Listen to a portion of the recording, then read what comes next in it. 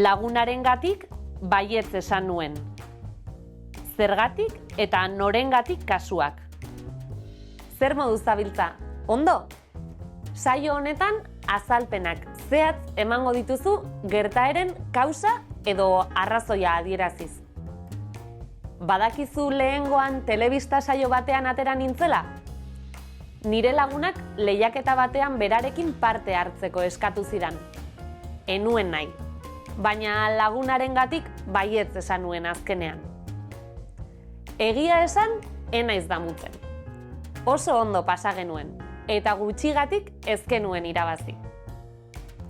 Eta zuk parte hartu alduzu telebistako lehiaketa batean. Bideo honetan Anek aspertuta dagoela adieraziko dio Mikeli. Zenbat denbora falta da hurrengo klasea hasteko? 40 minutu. Aspertuta nago, Mikel. Lasai neska, 40 minutu segituan pasatzen dira. Kafetegira joan nahi duzu? Ez da hori. Ez da 40 minutuengatik. Aspertuta nago bestela, orokorrean. Zergatik eta norengatik deklinabide kasuek kausa edo arrazoia adierazten dute. Eta noren kasua da oinarria. Noren edo zeren, gehi gatik, norengatik edo zergatik. Kasu guztietan bezala, singularrean, pluralean eta mugagabean deklinatu ahal dira hitzak. Adibidez, gure familia lanagatik edo lanarengatik joan zen bizitzera Txilera. Hau da, lana izan zen Txilera joateko arrazoia. Zergatik kasua da hau, lana bizigabea delako.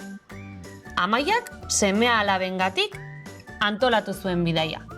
Hau da, seme-alabak izan ziren bidaia antolatzeko arrazoia. Norengatik kasua da hau, seme-alabak bizidunak direlako. Izen arruntekin, singularrak badira, izen ordainekin eta izen bereziekin noren marka ezabatu alda, eta bi aldaerak dira zuzenak. Adibideetan argiago ikusiko dugu. Lagunarengatik baietz esan nuen. Lagunagatik baietz esan nuen. Bi moduak dira zuzenak. Beste adibide bat. Hau izen ordainarekin. Zuregatik etorri naiz zinemara. Edo bestela, zugatik etorri naiz zinemara. Eta azken adibidea izen bereziekin.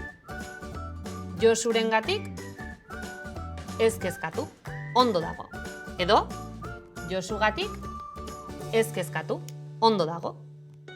Deklinatu norengatik edo zergatik kasuetan parentesiko hitzak. Gure familia lanarengatik edo lanagatik joan zen Txilera. Amaiak seme-alabengatik antolatu zuen bidaia.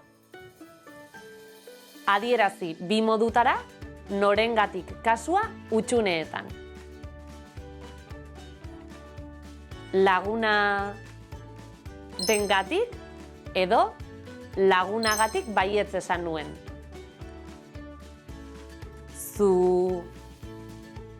Zugatik edo zuregatik etorri naiz zinemara. Josugatik edo Josurengatik ez kezkatu, ondo dago.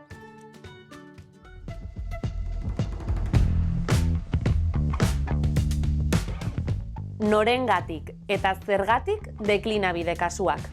Kasu marka.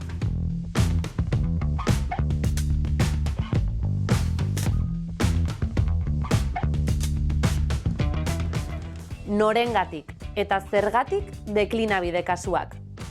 Singularrean, izen ordainekin eta izen bereziekin.